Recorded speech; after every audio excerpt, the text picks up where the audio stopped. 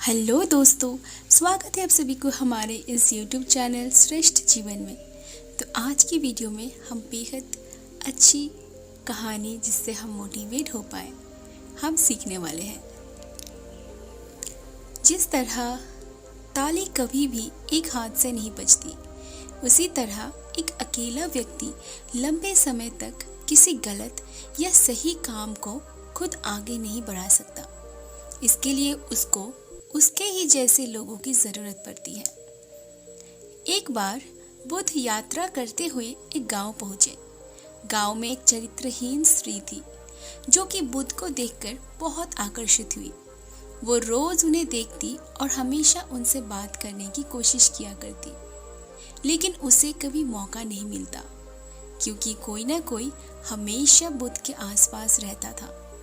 एक दिन ऐसा हुआ कि बुद्ध अकेले थे। मौका पाकर वह बुद्ध के पास पहुंची। स्त्री बोली, क्या आप इस गांव में नए हैं? आपका यहाँ कैसे आना हुआ? बुद्ध बोले, मेरा तो यही कार्य है, गांव-गांव जाकर लोगों को ज्ञान देना। स्त्री बोली, आप दिखने में बहुत आकर्षक हैं, बिल्कुल एक राजकुमार की तरह। आपने युवावस्था में ही ये गेरुआ वस्त्र क्यों धारण कर लिया? बुद्ध बोले, मेरे जीवन के 3 सवाल थे जिसका जवाब खोजने के लिए मैंने गेरुआ वस्त्र धारण किया था।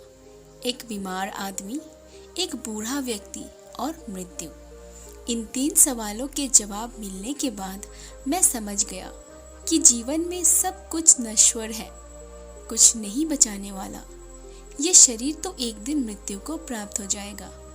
इसीलिए मैंने संसार का मोह छोड़ दिया है। बुद्ध की बातें सुनकर वह स्त्री बड़ी प्रभावित हुई।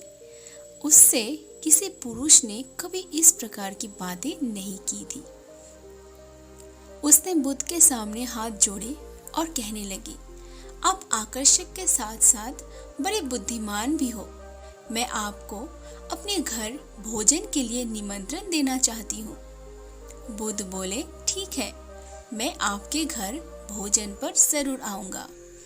जब बुद्ध और उस स्त्री की बातें चल ही रही थी, तभी सरपंच और कुछ गांव वाले बुद्ध के नजदीक आने लगे। उन्होंने दोनों को एक साथ देख लिया। स्त्री ने जैसे ही लोगों को अपनी तरफ आते देखा, जल्दी से वह भागते हुए निकल गई। सरपंच और गांव के कुछ लोग बुद्ध के पास पहुंचे। सरपंच बोले, आप और उस स्त्री के बीच क्या बातें हो रही थी?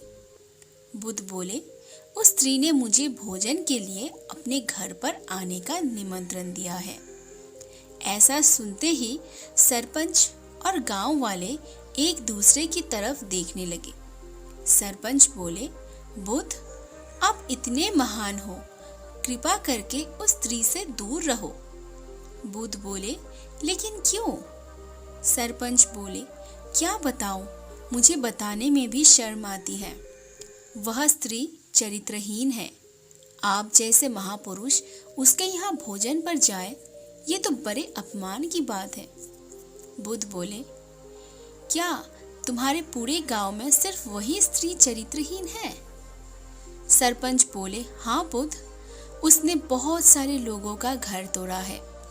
वह सभी पुरुषों को अपने रूप के जाल में फंसाकर मोहित कर देती है।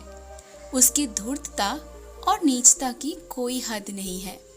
इसीलिए मैं आपको आपके भले के लिए ही बता रहा हूँ। बुद्ध बोले, सरपंच जी, क्या आप मुझे एक हाथ से ताली बजाकर दिखा सकते हैं?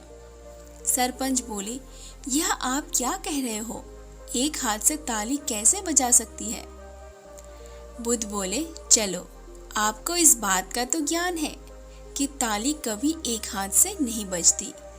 यदि वह स्त्री चरित्रहीन है, तो इसका अर्थ यह है कि तुम्हारे गांव के पुरुष भी चरित्रहीन हैं। बुद्ध की यह बात सुनकर सरपंच और गांव के लोग सभी शर्मिंदा हो गए। बुद्ध बोले, कोई भी गलत कार्य बहुत दिनों तक चल ही नहीं सकता जब तक कि कोई दूसरा उसे समर्थन ना दे। इसीलिए किसी एक पर दोष लगाना पूरे तरीके से गलत है।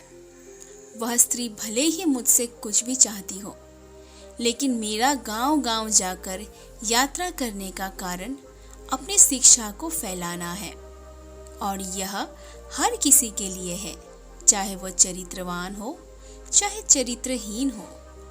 उनकी ये बातें सुनकर सभी ने बुद्ध के सामने हाथ जोड़ लिए।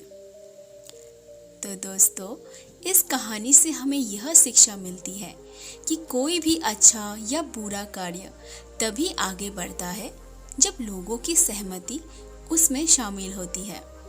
इसीलिए हम एक पक्ष को पूरा सच और दूसरे पक्ष को पूरा झूठ नहीं कह सकते।